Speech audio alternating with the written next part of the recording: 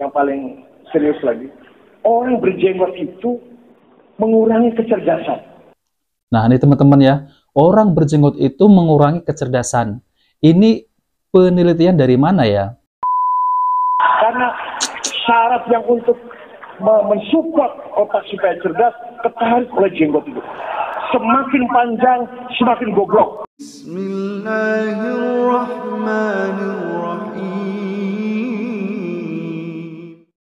Assalamualaikum warahmatullahi wabarakatuh. Alhamdulillahirrahmanirrahim. Assalatu wassalamu ala nabiyyina Muhammadin wa ala alihi wa sahbihi ajma'in amma ba'du. Teman-teman yang dimuliakan oleh Allah Subhanahu wa taala, di video kali ini saya akan mereaksi, yaitu tentang ada seorang kiai yang mengatakan bahwa semakin panjang jenggotnya semakin goblok. Kemudian orang-orang yang tidak berjenggot itu cerdas-cerdas. Nah, teman-teman, jadi bagaimana kalau seorang kiai ataupun ustadz mengatakan demikian tentang masalah jenggot? Ya tidak heran kan, orang yang mengikuti perkataan kiai tersebut, biasanya orang itu akan mengolok-olok sunnah Nabi SAW, yaitu tentang sunnahnya berjenggot. Jadi video ini saya angkat karena masih ada sebagian kaum muslimin yang belum paham tentang sunnah Nabi SAW, yaitu memelihara jenggot. Bagi yang mempunyai jenggot ya, bahkan mereka ini mengolok-olok sunnah Nabi SAW karena mungkin ketidaktahuan ya. Ada yang mengatakan bahwa jenggot itu adalah seperti kambing, dan ini adalah perkataan yang sangat tidak patut untuk diucapkan ya. Karena jenggot adalah sunnah Nabi SAW, dan para nabi dan rasul semua berjenggot. Nah teman-teman, mari kita simak video tersebut ya. Itulah Islam Nusantara. Kita ini bukan Islam Arab. Bukan Islam Arab. Kita punya tipologi sendiri. Bukan Islam. Bukan Islamisasi, itu Arabisasi itu sebenarnya mereka ini. Tidak percaya diri. Kehilangan kepercayaan diri sehingga jadi orang Islam harus pakainya seperti Arab. Apa segala seperti Arab, jenggotnya apa? Kalau orang Arab jenggotnya lebat. Kalau kita ini kadang lihat anak berjenggot itu seperti kesebelasan sepak bola. Jadi ya, kiai tersebut itu mengatakan ya, jenggot itu tidak seperti orang Arab, jenggotnya itu lebat. Kita ini orang Nusantara gitu ya, orang Indonesia. Itu jenggotnya itu kayak pasukan sepak bola, hanya 11 ya, mungkin 1, 2, 3 helai gitu ya. Dan ini juga termasuk mengolok-olok sunnah Nabi SAW ya. Nah teman-teman, mari kita lanjutkan kembali ya. Cuma 11 helai ini. Jadi yang paling penting lagi, yang paling serius lagi, orang berjenggot itu mengurangi kecerdasan. Nah ini teman-teman ya, orang berjenggot itu mengurangi kecerdasan. Ini penelitian dari mana ya? Karena setahu saya, orang berjenggot itu cerdas-cerdas ya. Contoh ya, Nabi SAW cerdas. Kemudian orang-orang yang berjenggot seperti yang kita temui di zaman sekarang ini ya, Dr. Zakir Naik, kurang cerdasnya apa? Ya, Dr. Zakir Naik itu memang orangnya cerdas karena bisa membantah semua tuduhan-tuduhan ataupun syubhat-syubhat orang-orang kafir ya. Sudah jelas jenggot itu adalah orang-orang yang cerdas ya. Mari kita lanjutkan. Jadi syarat yang sebenarnya untuk mendukung kecerdasan otak ketarik oleh untuk memanjangkan jenggot. Dari mana ini ya ketarik jenggot? Coba lihat ya. Gus Dur tidak berjenggot, Khalid Majid tidak berjenggot, Pak Quraish Shihab tidak berjenggot. Yang sudah nggak ada berjenggot itu. Tapi kalau berjenggot emosinya saja meledak-ledak, jedel otaknya. Karena syarat yang untuk mensupport otak supaya cerdas ketarik oleh jenggot itu. Semakin panjang, semakin goblok. Katanya semakin panjang, semakin goblok ya. Terus kemudian orang-orang yang tidak berjenggot ini otaknya cerdas-cerdas. Dan orang-orang yang berjenggot itu semakin panjang, semakin goblok ya. Astagfirullah ya teman-teman ya.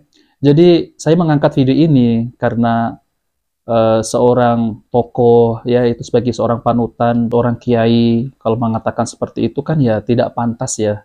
Karena nanti orang-orang yang bodoh itu akan mengikuti perkataan kiai tersebut ya.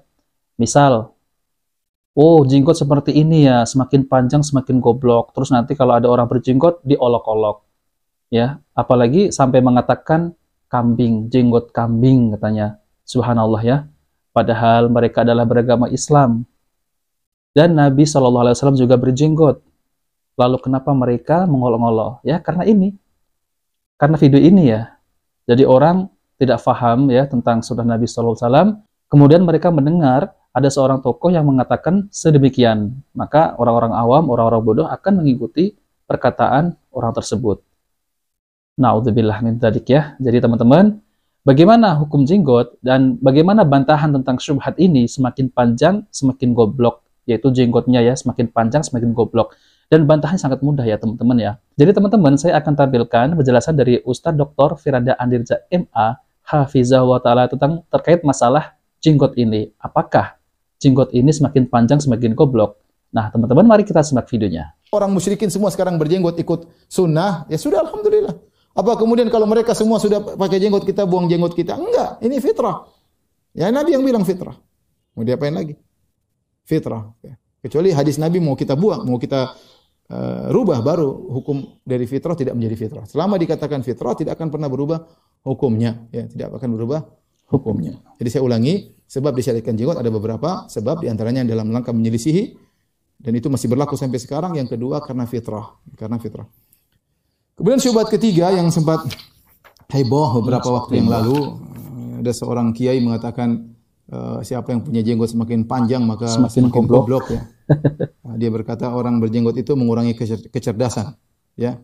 Orang yang berjenggot itu kata beliau yang paling penting lagi, yang paling serius lagi, orang berjenggot itu mengurangi kecerdasan. Jadi syarat yang sebenarnya untuk mendukung kecerdasan otak ketarik oleh dari mana? Untuk memanjangkan jenggot. Ya. Kemudian dia menyebutkan, coba lihat Gus Dur tidak berjenggot, Khalis Majid tidak berjenggot, Pak Quraisyihab tidak berjenggot. Yang cerdas-cerdas enggak ada yang berjenggot.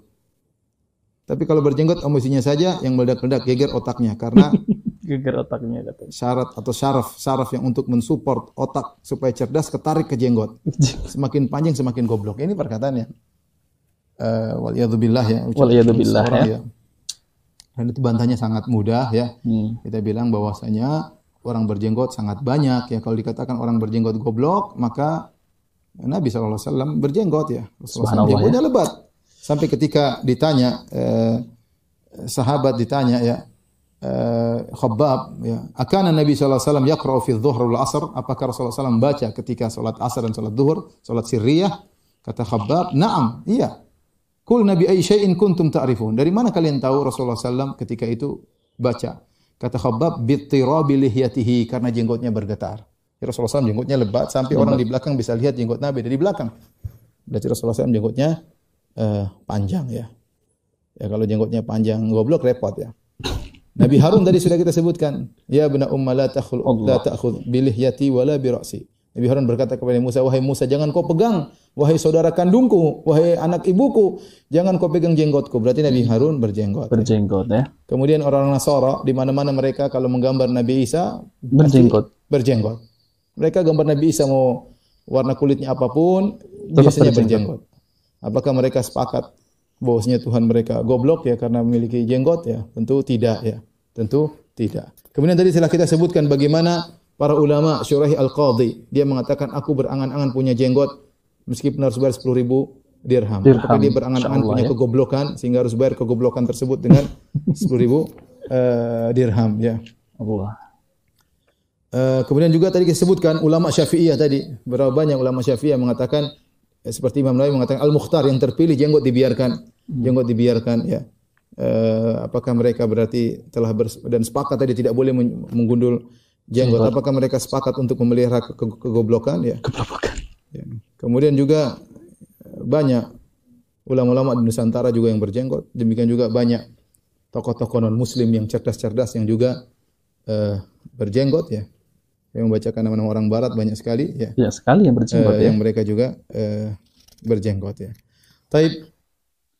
Nah, teman-teman yang dimuliakan oleh Allah SWT sudah jelaskan. Jadi tidak benar kalau semakin panjang jenggotnya semakin goblok ya. Dan ini adalah perkataan perkataan yang tidak berguna ya. Dan ini termasuk adalah mengolok-olok sunnah Nabi SAW. Coba bayangkan ya, seorang tokoh mengatakan demikian dan kemudian orang awam yang bodoh akan mengikuti perkataan tokoh tersebut. Dan ini adalah perkara yang sangat berbahaya ya. karena akan mendapat dosa jariah. Semakin panjang, semakin goblok ya. Padahal ilmuwan Islam itu kebanyakan berjenggot ya. Coba sebutkan, semua berjenggot. Ilmuwan Islam ya.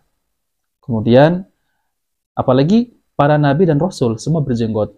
Nabi SAW berjenggot ya. Kemudian Nabi Isa, orang-orang kafir kalau menggambar Nabi Isa berjenggot ya. Kemudian Nabi Harun juga berjenggot ya. Nabi Musa ya itu berjenggot. Saya pernah melihat itu ada foto ya sebelum kiai tersebut itu terkenal ya. Masa mudanya dulu kan pernah belajar di Makkah ya, di Ummul Qura kalau nggak salah tuh. Itu dulunya tuh berjenggot ya. Masih ada itu fotonya tuh masih ada.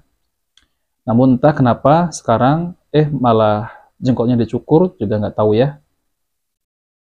Nah teman-teman, jadi jenggot itu adalah perkara yang disunahkan oleh Nabi Shallallahu Alaihi Wasallam.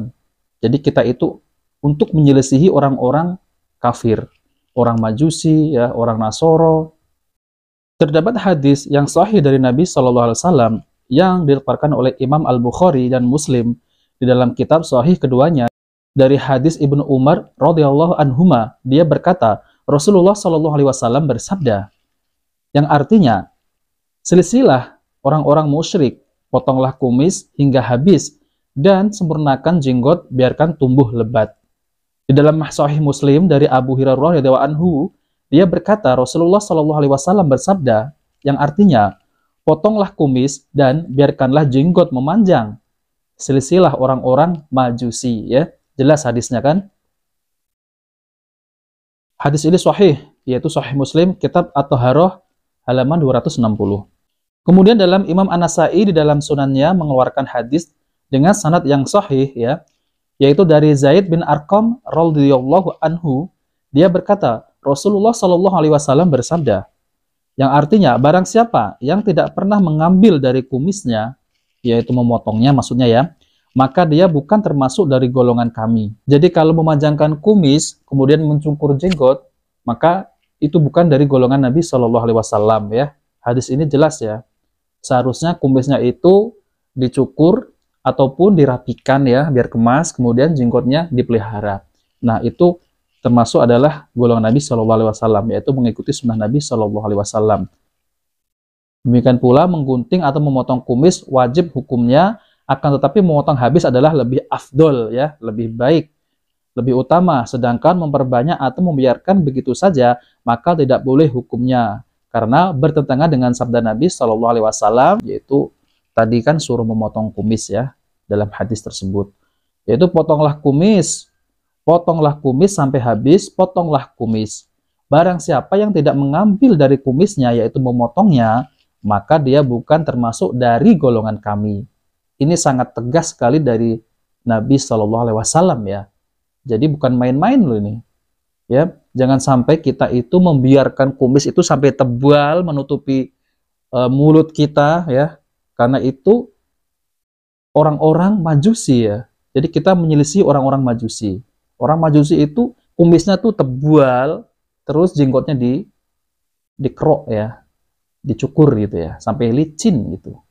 Dan itu tidak dianggap golongan Nabi Shallallahu Alaihi Wasallam, bukan dari golonganku.